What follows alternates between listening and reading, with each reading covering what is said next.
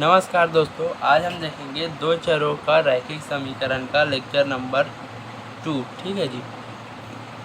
यह आपकी class 10th की क्लास चल रही है, जिसमें आज हमारा सेशन 2 है। तो linear equation in two variable को स्टार्ट करने से पहले मैं बता दूं, पिछले क्लास में हमने समीकरण किसी भी शब्द रूपी या वाक्य रूपी दिया हो तो उसको समीकरण कैसे बनाया जाता है उनको पूर्ण रूप से देखा था। ठीक है।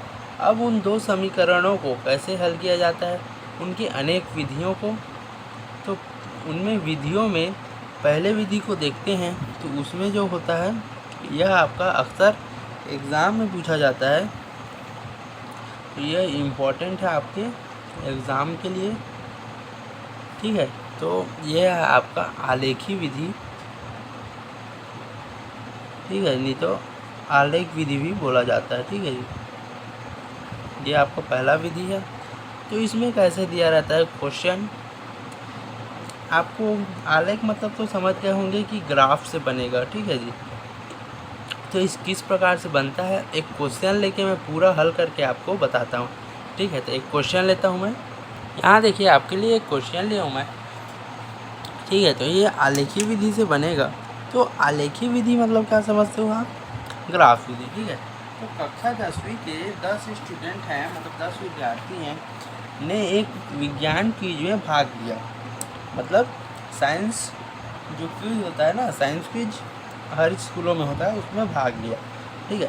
तो क्विज में भाग लेने वाले विद्यार्थियों में लड़कियों की संख्या लड़कों से 4 अधिक थी। ठीक है। क्या बोला है, इधर समझ आ गया होगा कि लड़की क्या है, ये अधिक है। ठीक है।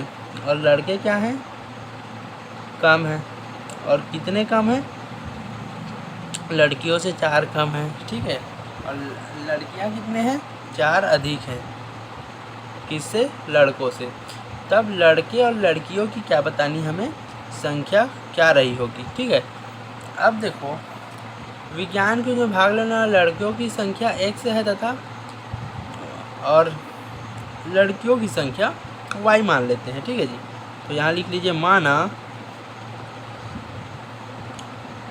लड़कों की संख्या 1 से है तथा लड़कियों की संख्या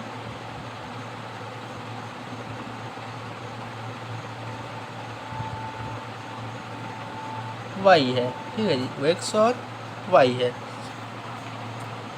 तो यहाँ देखो, तो आपको एक बात समझ आ गई होगी। अब देखो, दोनों लड़कों और लड़कियों की संख्या तो कितनी है, टोटल 10 है, क्योंकि भाग तो 10 ही ले रहे हैं। ठीक है, लड़कों लड़की दोनों मिला के। तो एक इक्वेशन के रूप में इसको अगर लिखोगे आप, तो किस प्रकार से लिखोगे, तब कुल विद्यार्थी कितने हैं हमारे पास,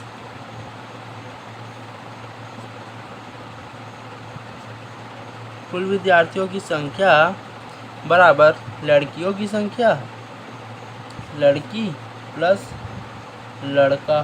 ठीक है जी।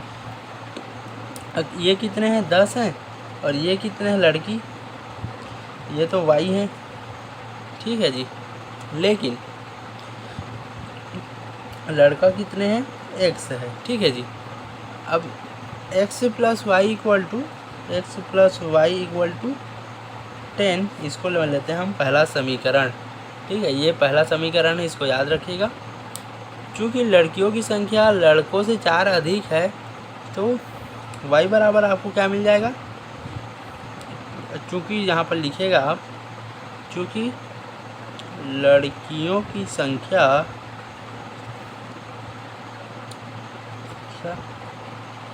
लड़कों से 4 अधिक है, लड़कों से 4 अधिक है। ठीक है जी। तो y बराबर, मतलब लड़कियां लड़कों से 4 अधिक है, तो लड़के में 4 जोड़ देते हैं। ठीक है जी। तो इसको मान लेते हैं अपन सेकंड समीकरण। ठीक है, ये वाला क्या है आपका, फर्स्ट वाला है, ये वाला है आपका सेकंड। अब देखो, अब हम तो समीकरण 1 और 2 को आलेख में खींचेंगे, ठीक है। तो उससे पहले इसके लिए एक्स और वाई की संगत जो मान होते हैं सारणी बनाएंगे, फिर सारणी की मदद से आलेख खींचेंगे, ठीक है जी।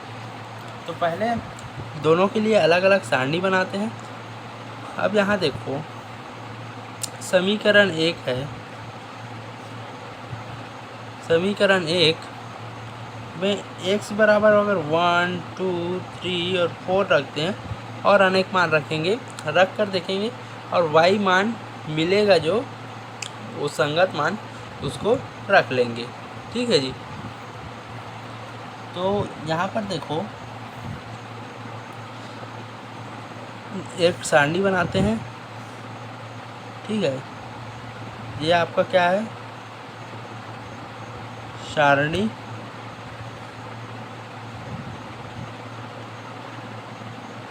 यहाँ x है, यहाँ y है, ठीक है जी। अब यहाँ पर देखो पहले 1, 2, 3, 4, 5 तक ले लेते हैं, ठीक है जी। अगर नहीं आएंगे संगत मान तो और आगे तक भी लेना पड़ेगा, ठीक है। तो यहाँ पर देखो x बराबर पहले 1 रखेंगे यहाँ पर, तो हमको y बराबर कितना मिलेगा। अगर x बराबर 1 हो जाएगा यहाँ तो 1 इधर चले जाएगा, तो 10 में 1 गया तो 9 बचेगा। उसी प्रकार यहाँ पर 2 रखेंगे तो 10 में 2 गया तो 8, ठीक है। अगर x का मान यहाँ रखते हैं पहले समीकरण में तो क्या क्या मिलते जाता है उसको यहाँ नीचे में लिखते जाते हैं, ठीक है जी। और 3 रखेंगे तो 7 और 4 रखेंगे 6 और 5 रखेंगे तो 5, ठीक है। इसी प्रकार से 6 रखेंगे तो क्या मिलेगा 4 और आगे 10 तक लिखेंगे तो 0, ठीक है जी। इसी प्रकार समीकरण 2 से भी देख लेते हैं। समीकरण 2 से x बराबर 1, 2, 3 डैश डैश डैश। अब यहाँ देखो आपके पास एक सारणी है,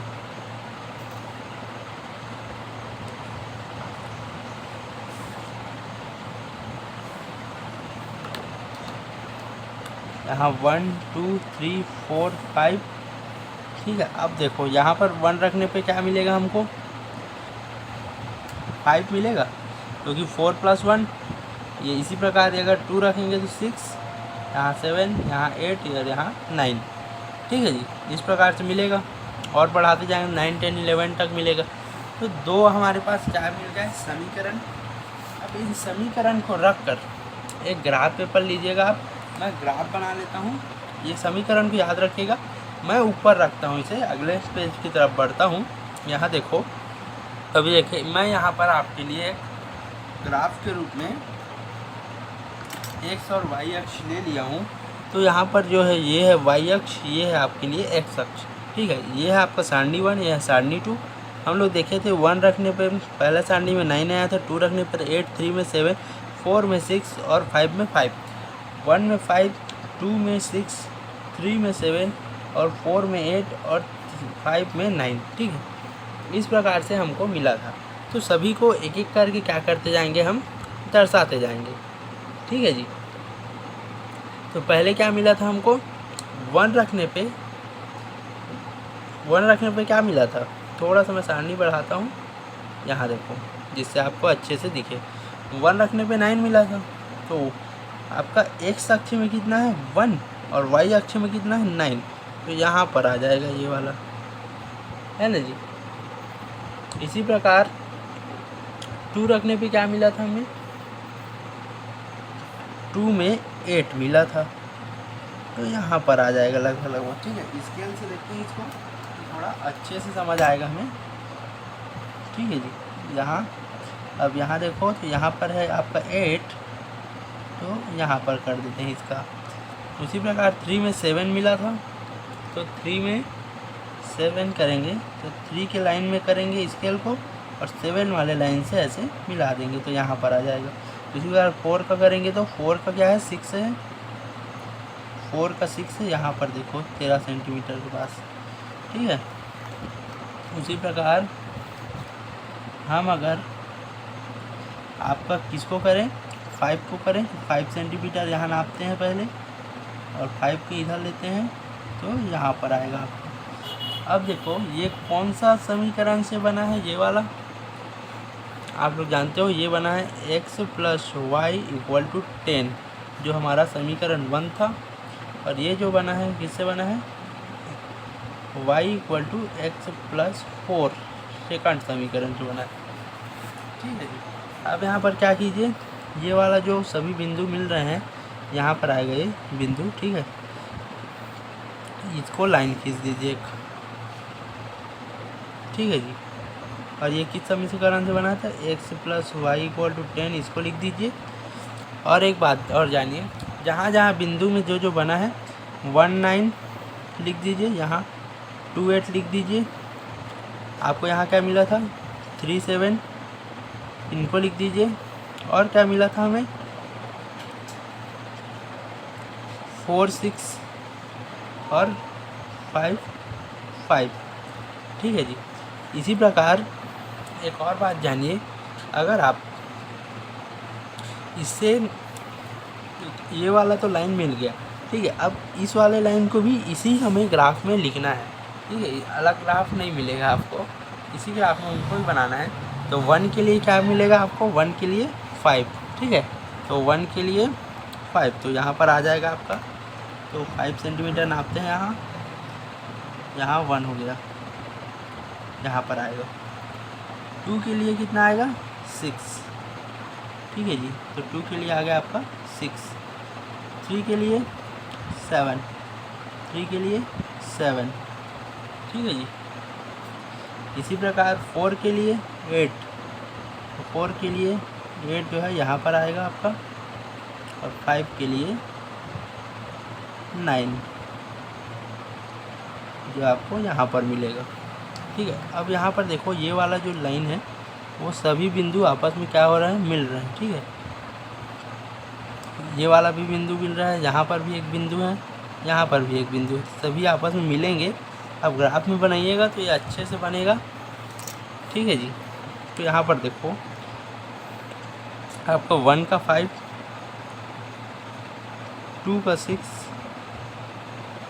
3 का 7, ये तो लिखा है, 4 का 8 और 5 का 9, ठीक है, ये बिंदु के लिए। यहाँ पर देखो कटान बिंदु कहाँ पर मिल रहा है आपको, 3 और 7 दोनों क्या है, कॉमन है, ठीक है। तो ये वाला जो है आपका 3 और 7 जो है आपको मिल रहे हैं, तो इसको आप यहाँ पर सीधा एक लकीर खींच देंगे ग्राफ में, इस प्रकार से डॉटेड, ठीक है जी, डॉटेड लाइन रहेगा ये। तो इस प्रकार से आप, अब देखो ये वाला जो लाइन है आपका, ये आगे जाएगा, ठीक है। तो ये किस समीकरण से बना है, तो उस समीकरण को भी इस लाइन में लिखना है, ठीक है, y = x + 4, ठीक है। इस प्रकार से आप लिखेंगे तो आपका जो आलेख बनेगा, तो इसको क्या बोलेंगे आप, आलेख बोलेंगे इसको, जो बनेगा उसको। और इससे हमको क्या कटान बिंदु मिल रहे हैं, क्या मिल रहा है आपको, 3 और 7। तो जो फर्स्ट वाला होता है वो x के रूप में बनता है, सेकंड वाला होता है वो y के रूप में रहता है। तो यहाँ पर आपको x बराबर क्या मिल जाएगा, 3, और y = 7, ठीक है जी। इस प्रकार से आपको x और y का मान निकल जाएगा, ठीक है जी। अब यानी लड़कों की संख्या क्या हो गई, यहाँ पर 3 हो गई, और लड़कियों की संख्या कितनी हो गई, 7 हो गई। अब दोनों समीकरण में आप मान रख के देख लीजिए, दोनों का मान, दोनों ही समीकरण दोनों बैलेंस हो जाएंगे, ठीक है जी। दोनों में रख के देख लीजिएगा, दोनों बैलेंस हो जाएंगे। तो समीकरण द्वारा प्रदर्शित जो सरल रेखा है वो कटान बिंदु की उन समीकरण को हल करके बताते हैं, ठीक है। तो इस प्रकार से आप वीडियो में सीख गए कि किस प्रकार से हल किया जाता है। तो मैं उम्मीद करता हूँ यह वीडियो आपको समझ आया होगा। अगली क्लास में मैं एक और क्वेश्चन लेके आऊँगा इसी से रिलेटेड। तो धन्यवाद, अगली क्लास में मिलते हैं, बाय बाय।